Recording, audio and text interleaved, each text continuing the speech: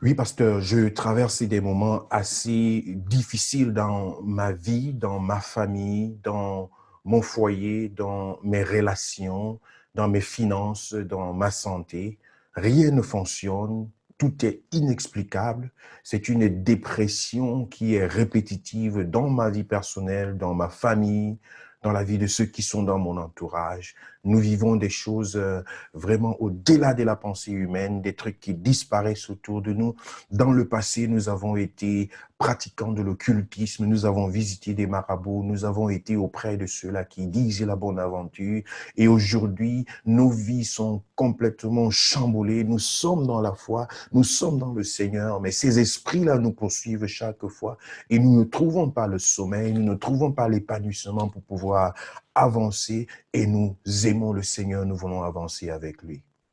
Si ceci fait partie des questions que tu te poses, tu es la bienvenue à cette série d'enseignements et de prières intitulée « Vaincre Satan et les démons ».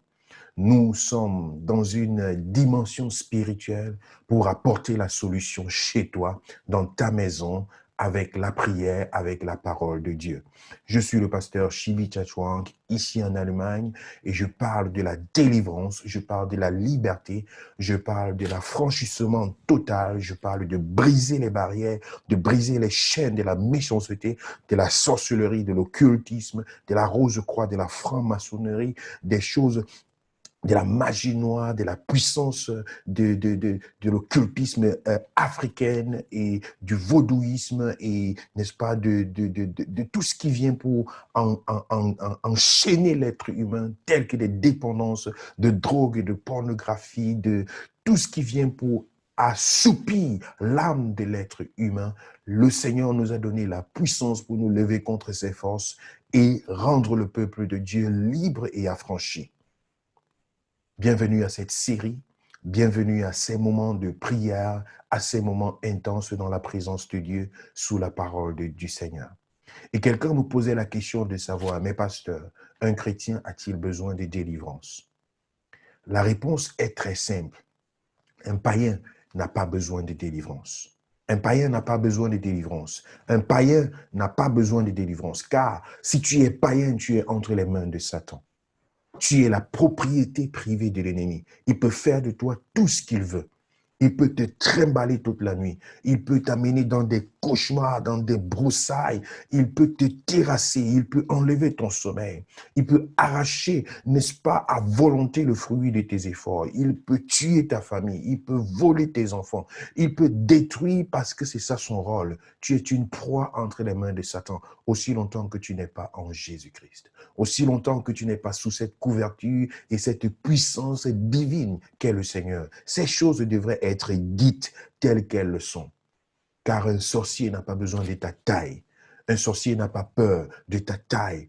Un démon n'a pas besoin de visa pour venir là où tu es. Que tu sois en Afrique, que tu sois en Europe, aux États-Unis, en Asie, partout dans ce monde. Lorsque les sorciers de ce monde, de ta famille, décident de t'atteindre, ils n'ont pas besoin de visa pour t'atteindre. Tu es exposé. Tu es comme à 2 pas de leur lance-pierre. Parce qu'il n'y a pas de protection divine. Tous ceux-là qui sont entre les mains de Satan, tous ceux-là qui ne sont pas attachés au Seigneur, sont, n'est-ce pas, librement accessibles à l'ennemi. C'est pourquoi un païen n'a pas besoin de délivrance, parce qu'il est la propriété de l'ennemi. On n'a pas besoin de nettoyer un poisson dans l'eau avant de le ramener dans le filet. C'est lorsque le Seigneur t'a sauvé, c'est lorsque le Seigneur t'a affranchi, c'est lorsque tu as donné ta vie à Jésus, c'est lorsque tu as dit, Seigneur, me voici. Alors à partir de ce moment, tu changes de camp, tu changes de position, tu changes de couverture. Tu es caché sous le sang de Jésus. Tu deviens la propriété privée du Seigneur. Tu passes de la mort à la vie. Tu passes, n'est-ce pas, de l'étape ancienne à l'étape nouvelle. Tu es sauvé. Tu es sauvé, tu es sauvé. Et à partir de ce moment, la grâce de Dieu est sur toi. Et tout ce qu'il te faut à partir de ce moment, c'est que les liens qui se sont attachés à toi pendant que tu étais dans le monde ancien, les liens qui se sont attachés à toi pendant que tu étais de ceux-là qui insultaient le Seigneur, pendant que tu étais de ceux-là qui fréquentaient les marabouts, pendant que tu étais de ceux-là qui faisaient des sacrifices chez les charlatans, qui offraient les habits, les cheveux, l'argent, n'est-ce pas, les liquides du corps, le sang, les spermes et toute autre chose, qui offraient ces choses en sacrifice dans les cimetières, dans des chutes d'eau et partout. Pendant que tu étais de ceux-là, l'ennemi a réussi à s'infiltrer dans ta vie et à mener des liens sur ton corps, sur ton esprit, sur ta famille, sur ta postérité. Et ces liens doivent être coupés du moment où tu viens au Seigneur. Regardons ce qui se passe dans la Bible, dans Jean chapitre 11. Il y a quelqu'un qui sort, qui passe de la mort à la vie. Par Jésus-Christ lui-même, il vient d'être affranchi et il est réellement libre. Et Jésus dit, voici la prochaine étape pour toi. Jean chapitre 11, cette histoire, vous la connaissez, l'histoire de Lazare, l'ami de Jésus. Jésus entend parler de la maladie de Lazare, mais il s'occupe d'autre chose. Et plus tard, il décide d'aller à la rencontre de Lazare. Il annonce à ses disciples que Lazare s'endort et je m'en vais le réveiller. Lazare était mort pendant que Jésus arrivait dans la concession de Lazare. Il était enterré, il y avait de cela 4 jours. Il sentait. Et ses sœurs ont dit, Seigneur, où étais-tu? Et Jésus dit, ôtez la pierre. Lorsque Jésus ôte la pierre, lorsque, n'est-ce pas, la famille de Lazare obéit à cette parole et ôte la pierre, Jésus lève la voix au verset 42 du chapitre 11 de l'évangile selon Jean. Pour moi, je savais que tu m'exauces toujours, mais j'ai parlé à cause de la foule qui m'entoure, afin qu'ils croient que c'est toi qui m'as envoyé. Ayant dit cela, il cria d'une voix forte, « Lazare, sors !» Et le mort sortit, les pieds et les mains liés de bandes, et le visage enveloppé d'un linge. Jésus leur dit, « Déliez-le et laissez-le aller. » Lazare, dans son état de mort, dans son état d'égaré, dans son état de perdu, dans son état d'effacé et d'oublié de ce monde, parce qu'il avait perdu le souffle, il est enveloppé de bandes. C'était ce qui sied à sa nature. Le mort devait être vêtu d'une façon particulière à cette époque. Il était couvert de bandes, de la plante des pieds jusqu'à la chevelure, couvert de bandes et enseveli dans un tombeau. C'était ce qui sied, ce qui convenait à sa nature. Il devait être habillé convenablement à sa nature de mort. Ces bandes se sont attachées à lui parce qu'il était mort. C'était ce qui était la conséquence de sa nature dans son état de mort. Et Jésus vient et Jésus dit, Lazare, sort. Lazare sort du tombeau. Et nous nous rendons compte ici que Jésus s'adresse à ses disciples et il dit, vous, déliez-le. Mais Lazare vient de sortir du tombeau. Il vient de passer de la mort à la vie. C'est l'image de la résurrection spirituelle que le Seigneur donne à ceux-là qui croient en lui, à ceux qui viennent à Jésus, à ceux-là qui donnent leur cœur, leur vie au Seigneur. Il te dit, sors du tombeau. Le jour où tu as écouté la voix du Seigneur, le jour où tu acceptes de te plier devant le Seigneur, de dire, Seigneur, je veux te recevoir dans ma vie comme Seigneur et Sauveur personnel. Je veux me repentir, bien aimé, parce que c'est là où ça commence. C'est à partir de ce moment que les choses commencent. Lorsque tu écoutes la voix de Jésus qui crie à toi dans ton tombeau, dans ces endroits obscurs où tu avais l'habitude d'être, dans ces endroits obscurs où tu aimes te cacher pour être loin de Dieu, dans ces endroits obscurs où tu pleures au-dedans de toi et tu soupires après la vie et tu te demandes comment, qui me délivrera, qui viendra à mon secours. Tu entends la voix de Dieu au fond de toi et tu endurcis ton cœur dans ce tombeau. Mais Lazare a écouté la voix de Jésus qui a dit « Sors !» Et ce jour-là, il est sorti du tombeau. Si le Fils de l'homme vous a franchi, vous êtes réellement libre. Il est sorti de ce tombeau.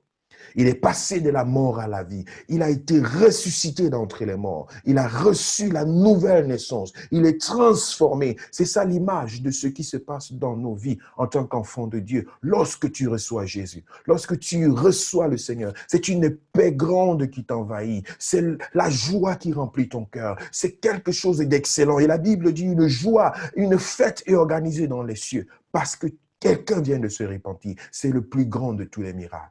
Jésus vient d'opérer le plus grand de tous les miracles, celui de la repentance. Et c'est d'ailleurs la première délivrance que le Seigneur veut t'accorder. Sur cette terre, peu importe la souffrance que Satan t'inflige, la première chose que Jésus veut opérer dans ta vie comme miracle, c'est de te sauver.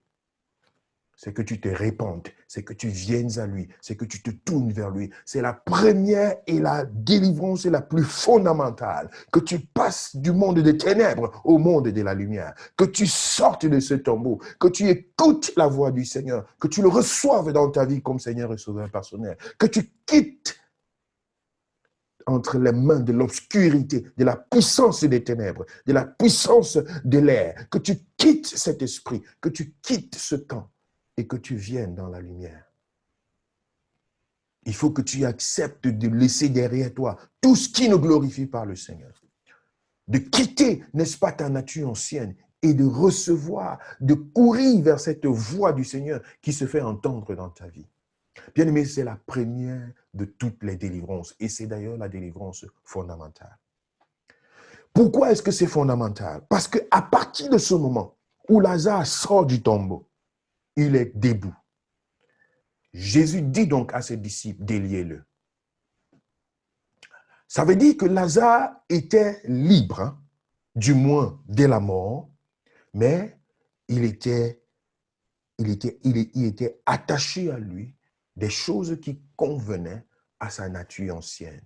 Les bandes qui l'entouraient, c'était le signe, le symbole du lieu d'où il est venu, de ce par quoi il est passé, de ce qu'il a laissé derrière lui. C'était les signes, les liens, les sceaux, les alliances qui avaient été bâtis autour de lui, sur son corps, et qui convenaient à sa nature ancienne. À partir de ce moment, Lazare était handicapé. Il ne pouvait pas se mouvoir de façon simple, de façon libre, de façon aisée dans la nouvelle vie que Jésus venait pourtant de lui accorder. Il ne pouvait pas se mouvoir. Oh! Combien sont paralysés dans leur vie spirituelle? Tu as reçu la vie, tu as reçu le salut, mais tu n'arrives pas à te réjouir sur cette terre. Tu n'arrives pas à te mouvoir. Imaginez Lazare, il vient de retrouver sa famille, ses frères, ses sœurs, mais il ne peut pas se mouvoir parce qu'il est lié de bandes. Il est enveloppé de bandes. Il ne peut pas se mouvoir, il ne peut pas jouir de toutes les bénédictions que Dieu vient de mettre devant lui. À partir de ce moment que tu es ressuscité d'entre les morts, que tu as donné ta vie à Jésus, ton nom est inscrit dans le livre de vie. Si le Seigneur décide de t'amener, tu iras au ciel. La délivrance ne va pas, c'est pas la délivrance qui va te permettre d'entrer au ciel, non. C'est cette délivrance, c'est cette liberté-là que Jésus t'accorde. C'est pourquoi il dit, lorsque le Fils de l'homme vous a franchi, vous êtes réellement libre. Ça veut dire, votre nom est inscrit dans le livre de vie. Vous êtes libre de la mort et de l'enfer. Vous êtes libre, vous avez quitté, n'est-ce pas, vous n'êtes plus la propriété de Satan. En ce moment, vous avez changé de camp. C'est cette liberté-là. Mais Lazare a besoin de se réjouir du temps qu'il a encore à passer sur la terre. Combien sont handicapés sur cette terre? Tu fournis tous les efforts nécessaires, mais rien ne fonctionne. Tu fournis tous les efforts nécessaires, mais tu te rends compte comme un vent que le diable souffle à chaque moment dans ta vie. Sur ta santé, des choses disparaissent autour de toi. Tu ne comprends pas qu'est-ce qui se passe dans ton entourage. Tu perds ta propre personnalité. Tu n'arrives pas à te reconnaître toi-même. Tu es tout simplement désorienté dans ta vie. Tu remarques à chaque fois que l'ennemi s'agite autour de toi et que ta liberté, tu n'arrives pas à t'en réjouir. Les possessions, les promesses que Dieu a données dans sa parole, tu n'arrives pas à les posséder malgré tes proclamations, malgré tes réclamations. Bien-aimés dans le Seigneur, nous sommes là dans la dimension de la délivrance. Jésus dit à ses disciples, déliez-moi ce Lazare. Déliez-moi ce Lazare et laissez-le aller. Laissez-le aller. Laissez-le aller. Jésus était intéressé par le fait que Lazare devait pouvoir se mouvoir librement. Jésus est intéressé au fait que tu dois devoir et pouvoir te mouvoir librement sur cette terre. Que tu dois pouvoir te mouvoir, pouvoir avoir la liberté de tes mouvements. Que personne, rien ni personne ne puisse avoir l'autorité sur ta vie. Alors dans cette série d'enseignements, nous voulons entrer dans des choses profondes. Ces choses-là qui empêchent aux enfants de Dieu, qui empêchent à ceux-là qui ont donné leur vie à Jésus, qui empêchent à ceux-là qui écoutent la voix du Seigneur de pouvoir se mouvoir librement. Que tu rentres en possession de tes possessions, que tu puisses entrer dans ce qui te revient, que l'esprit de l'ennemi, de la famille, les puissances négatives, obscures, occultistes et tout ce qui te poursuit à cause de ta vie présente, à cause de ta vie passée, tout ce qui s'est attaché à toi dans le passé et qui essaye d'avoir des conséquences dans ta vie, que ces choses puissent quitter ta vie et que tu puisses entrer dans une liberté, dans une mouvance qui est pleine de liberté. Là où tu peux te réjouir de ce que Dieu a prévu pour toi. Là où tu peux entrer dans, n'est-ce pas, la conquête de tes promesses. Parce que c'est ce que Dieu a pour toi. C'est ce que Dieu a pour toi. C'est ce que Dieu a pour toi. Et c'est dans cette dimension que nous allons travailler. C'est dans cette dimension que nous voulons découvrir la puissance de Dieu et la manifester avec force et courage. Une jeune fille me disait, sa vie était complètement dans un élan de destruction. Autour d'elle, la puissance de la Rose-Croix se manifestait. La puissance de la franc-maçonnerie se manifestait. Elle n'arrivait pas à faire un pas sans être télécommandée, téléguidée par des esprits mauvais. Elle n'arrivait pas à évoluer dans sa vie parce qu'elle avait dit non à ces choses. Mais elle était sous la pression. Elle était sous la pression. Elle était sous la pression. Et l'ennemi avait décidé de tuer et de détruire non seulement sa vie, mais toute sa famille. Vous savez quoi? La puissance du nom de Jésus libère. Jésus est plus grand, il est plus fort, il est vainqueur. Et il nous a donné la puissance pour détruire et pour vaincre Satan et tous ses démons. Parce que sur la croix du calvaire, il a donné la victoire. Je voudrais te dire, tu n'es pas appelé à être l'esclave de Satan. L'apôtre Pierre dit, je souhaite que tu prospères à tout égard, comme prospère l'état de ton âme. C'est une promesse qui vient de Dieu, afin que tu puisses jouir, que tu reçoives ce qui est de toi, mais que tu ne passes pas ta vie à être la proie de l'ennemi et à te dire, non, je n'y peux rien. Oh, ce sont des mauvais esprits, je n'y peux rien. Ou alors à chercher le secours vers l'extérieur. Mais c'est quoi? Tu sais quoi? Le premier pas, c'est de quitter le tombeau. Le premier pas, c'est de quitter le tombeau. Le premier pas, c'est de quitter le tombeau. Le premier pas, c'est de se repentir. C'est de se tourner vers le Seigneur. C'est ça le premier pas.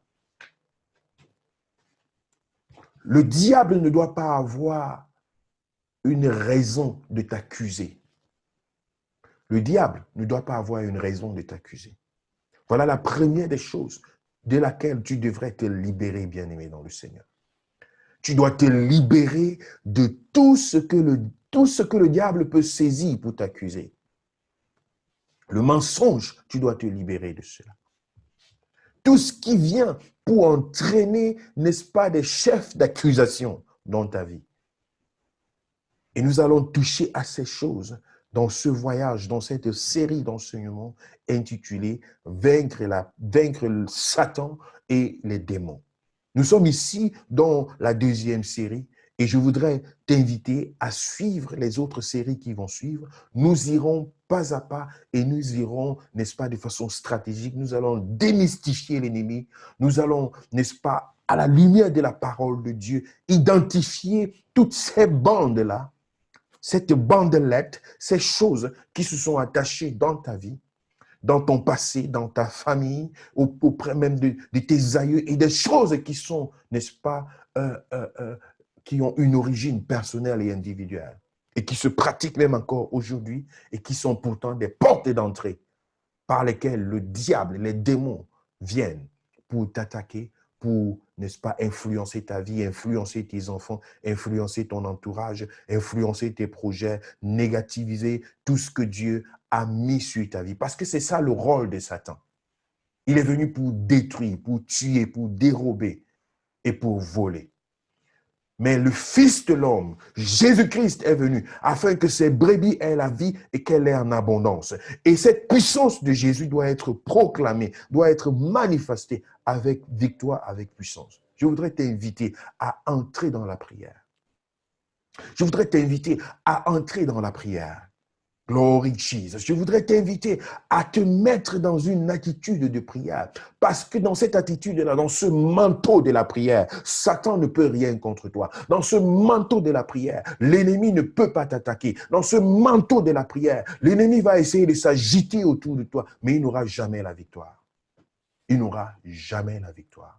Je voudrais dire à quelqu'un en ce soir, je voudrais dire à quelqu'un en ce matin, je voudrais dire à quelqu'un en ce moment, toi qui écoutes ce message, toi qui reçois maintenant cette vidéo, je voudrais te dire au nom de Jésus-Christ de Nazareth, mets ta confiance en Jésus. Les démons qui agitent ta vie, l'ennemi qui essaye de détruire ton avenir, l'ennemi qui essaye de briser ton foyer, l'ennemi qui essaye d'annuler ton mariage, l'ennemi qui essaye de neutraliser ta santé, l'ennemi qui essaye de venir détruire tes projets et tout ce que tu fais. L'ennemi qui essaie de t'entraîner dans des choses négatives, il n'aura jamais de victoire sur ta vie aussi longtemps que tu restes au pied du Seigneur. Et la grâce de Dieu descend sur toi. La puissance de Dieu descend sur ta vie. Au nom puissant de Jésus-Christ de Nazareth, il te saisit par sa grâce et il t'accorde la liberté. Il faut être prêt à tout abandonner. Dans Genèse chapitre 35, nous voyons Jacob qui sort de la maison de Laban. Il y était allé pour se chercher une femme, Rachel. Il a travaillé 7 ans et pour avoir Rachel, il a dû travailler 7 ans de plus.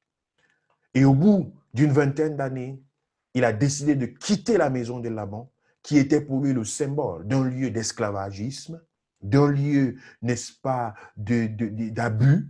Il a décidé de quitter ce lieu obscur pour rentrer à Bethel, le lieu de l'adoration. Il a décidé de quitter l'obscurité pour partir au lieu de la lumière. Il a décidé de changer de camp. Il a décidé de revenir dans ses origines, de revenir à la maison, d'être réconcilié avec ce qu'il avait laissé derrière lui. Il a décidé de rentrer. Et maintenant, quelque chose de particulier était important pour lui. C'était de partir avec toute sa famille. Nous reviendrons là-dessus. De partir avec toute sa famille. Nous reviendrons là-dessus et nous parlerons de la délivrance des familles. Mais Jacob a décidé de partir avec toute sa famille. Et pendant qu'il a décidé de partir, il savait que lui et sa famille s'étaient attachés aux idoles, aux choses qui se pratiquaient chez Laban. L'idolâtrie, l'adoration des statues, la considération spirituelle des chapelets, des ustensiles, pour dire que c'est à travers ça qu'on peut être délivré. Ils avaient des amulettes, de l'eau bénie, des cendres et des poudres et des sables bénis et des ci et des ça. Ils avaient toutes ces choses, ils les avaient chez Laban. Laban, c'était un occultiste. Laban, c'était un idolâtre. Laban, c'était un féticheur. Laban, c'était quelqu'un qui croyait en la nature, en des choses en lesquelles il pensait qu'il y a des esprits qui agissent. C'était la culture qu'il avait établie chez lui à la maison. Une culture satanique de mort.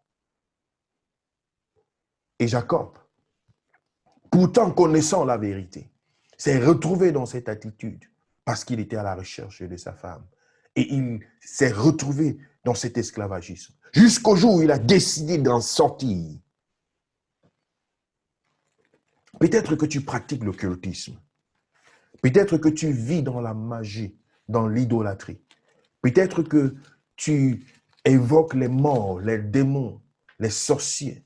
Peut-être que tu côtoies le diable. Peut-être que tu as des choses négatives autour de toi. Tu côtoies des marabouts, des charlatans, des féticheurs.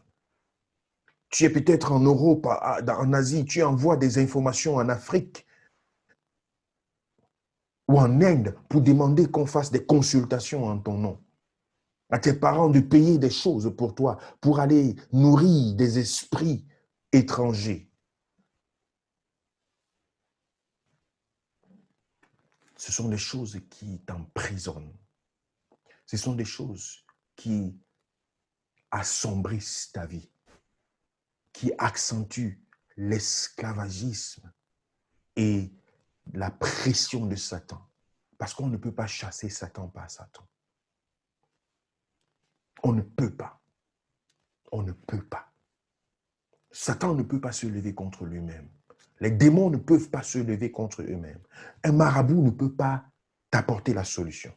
Si un marabout te donne la chaussure, demain, lorsqu'il reviendra, il va réclamer sa chaussure et ton pied avec pour récupérer les deux. Et ce sera la destruction. C'est pourquoi ceux-là qui s'enfoncent dans l'occultisme, dans l'horoscope, dans des choses négatives de cette terre, les pratiques de magie, de cartomancie, de nécromancie et quoi je ne sais, les personnes qui s'enfoncent dans ces choses vont de profondeur en profondeur, d'obscurité en obscurité. C'est un de plus. Demain, on te demande un de plus. On te demande un de plus. On te demande un de plus. Tu vas chez un marabout, il prend aujourd'hui ta chevelure. Demain, tu reviens, il prend tes ongles. Demain, tu reviens, il te donne telle chose, va mettre au chevet de ton lit. Dès que ça finit, tu reviens, il te donne telle et telle chose. Et tu crois chaque fois que tu es soulagé du mal pour lequel tu es venu chez lui. Mais quand tu rentres, 2, 3 mois plus tard, tu as un mal plus grand que celui que tu avais lorsque tu étais parti chez lui. C'est parce que les démons, nous allons voir ceci dans le chapitre que j'ai réservé sur la hiérarchie des démons. Lorsque tu vas chez un marabout et que tu as un démon qui détruit tes entrailles, qui t'empêche même de pouvoir t'épanouir, ce marabout, à travers ses incantations, il ouvre la porte pour qu'un démon plus grand vienne dans ta vie. Et lorsque le démon plus grand est venu, il ordonne le silence à l'autre démon qui était déjà là. Et tu as l'impression qu'il y a quelque chose de bien qui s'est passé en toi. Jusqu'à ce que ce nouveau démon se lève à son tour pour imposer sa part de chanson. C'est pourquoi ceux-là qui fréquentent les marabouts, ils vont comme ça là. Et ils reviennent, ils y reviennent, ils y reviennent, ils y reviennent. C'est un engrenage qui n'a pas de fin. Parce que Satan ne peut pas chasser Satan. Belzébul ne peut pas chasser Belzébul. Alors je voudrais t'annoncer ce soir que la seule solution, c'est celui-là qui a vaincu les démons, celui-là qui a vaincu Satan, celui-là qui a vaincu les principautés, celui-là qui a vaincu l'esprit qui règne dans le monde des ténèbres, celui qui a vaincu même la mort et l'enfer, Jésus-Christ de Nazareth. C'est lui qui est le sauveur et celui-là qui peut délivrer, qui peut affranchir. C'est de lui qu'il s'agit. Et c'est lui qui te fait entendre sa voix et qui te dit, quitte cette obscurité. Quitte cette obscurité. Libère-toi de cette obscurité. Quitte ce camp négatif. Quitte ce camp obscur. Nous avons écouté le témoignage d'une jeune fille en Allemagne qui était frustrée. Elle était tellement frustrée au-dedans d'elle qu'elle a essayé de se venger. Elle s'est recoquillée sur elle-même. Elle était frustrée à cause du mobbing, à cause du fait que personne ne l'acceptait, ni dans sa famille. Ses parents avaient divorcé, ils étaient violents. Et puis à l'extérieur, il y avait des choses négatives qui se passaient à l'école. Alors, pour se faire valoir, elle a rencontré une autre amie qui lui a appris à faire des pratiques occultes, à faire des incantations. Et plus elle faisait ses incantations, plus elle sentait une présence autour d'elle. Une présence qui commençait à l'accompagner. Au début, c'était joyeux de se sentir en compagnie. Même lorsqu'elle était seule, humainement parlant, elle se sentait en compagnie et ça lui faisait plaisir. Sauf qu'au bout d'un temps, cette présence a commencé à devenir obscure. En journée, cette présence était joyeuse, mais dans la nuit, c'était une présence obscure.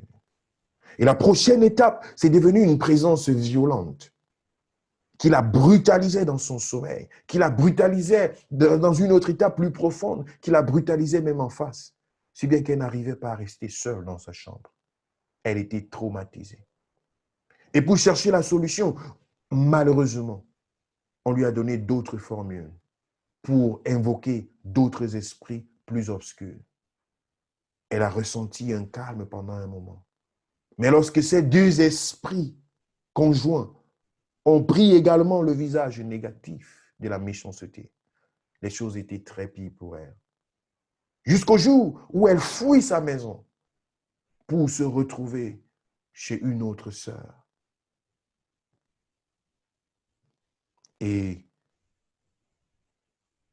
laquelle lui parle du Seigneur.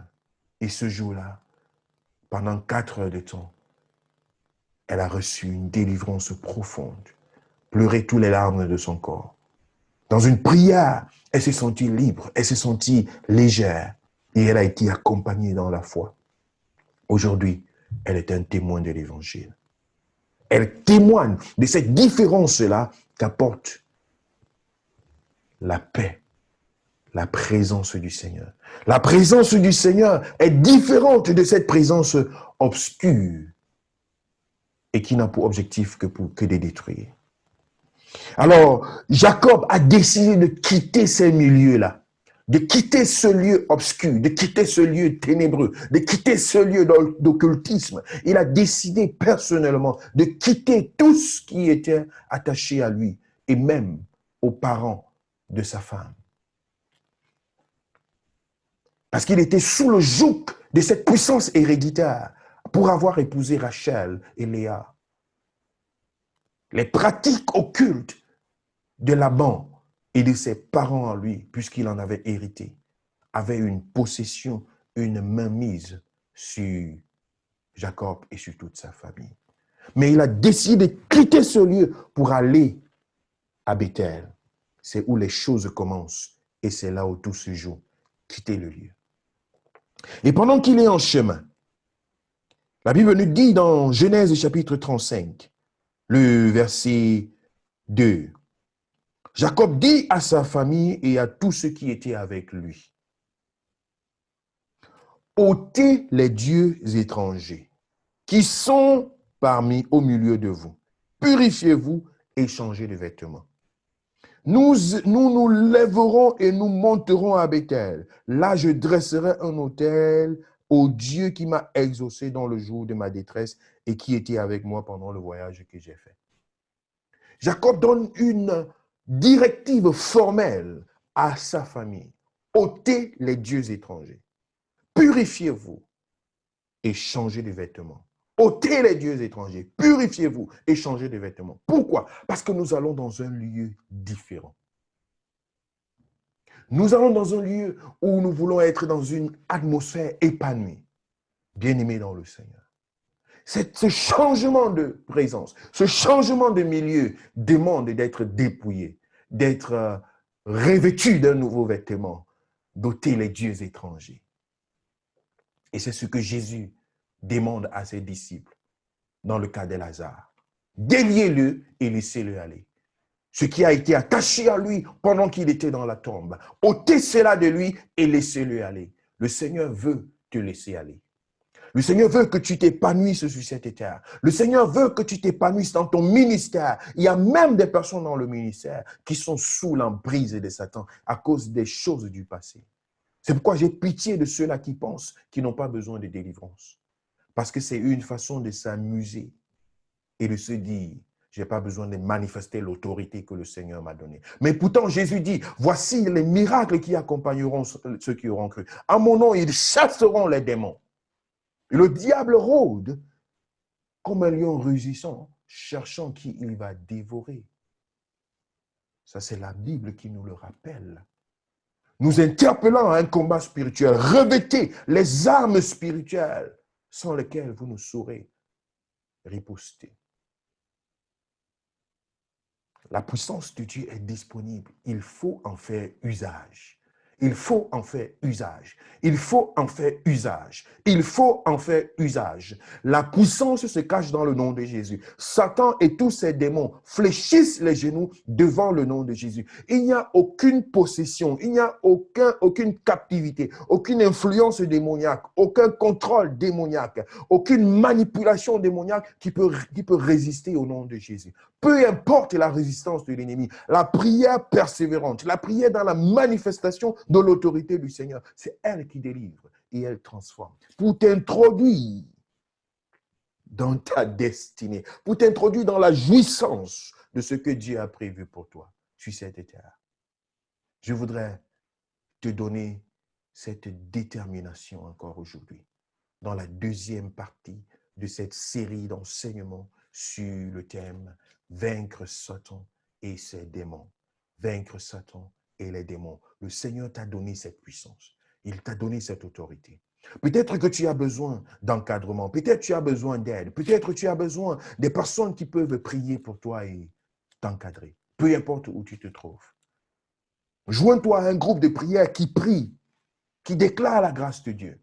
Va voir ton pasteur et dis-lui, pasteur, j'ai besoin de la prière. Lève-toi et commence à manifester l'autodélivrance. Déclare la puissance du nom de Jésus. Ne laisse pas l'ennemi s'agiter autour de toi. Prends ton autorité en main. Prie pour ta maison, prie pour ta famille. Déclare la puissance du nom de Jésus. Si tu n'arrivais pas à dormir, à partir de ce soir, déclare la puissance du nom de Jésus dans ta vie, dans ton lit, dans ta famille, autour de toi. Parce que cette puissance agit. Prends cette autorité entre tes mains. Déclare-le, proclame-le. N'aie pas peur de Satan, n'aie pas peur de l'ennemi, parce qu'il ne peut pas avoir la victoire sur ta vie. Déclare cette puissance. Et couvre-toi par le sang de Jésus. Il faut faire cette prière, des prières stratégiques, des prières d'autorité, parce que Jésus t'a donné cette autorité. Et tu verras la gloire de Dieu se manifester. Tu verras cette puissance te visiter. Et si tu as besoin de conseils, n'hésite pas de nous contacter. Nous serons à ta disposition. Je t'invite à suivre la prochaine session de cette série d'enseignements intitulée « Vaincre Satan et les démons ». Nous entrerons dans certains signes qui montrent qu'il y a un besoin de délivrance. Des signes qui caractérisent la présence des démons dans la vie d'une famille, dans un entourage, dans un lieu précis, dans la vie de quelqu'un. Pour t'ouvrir les yeux afin que tu puisses discerner ces signes-là. Je t'invite à suivre ce prochain enseignement et jusqu'à là, que le Seigneur te bénisse, qu'il veille sur toi, qu'il veille sur ta famille et qu'il te couvre de sa grâce. Au nom de Jésus-Christ de Nazareth. Amen. Shalom.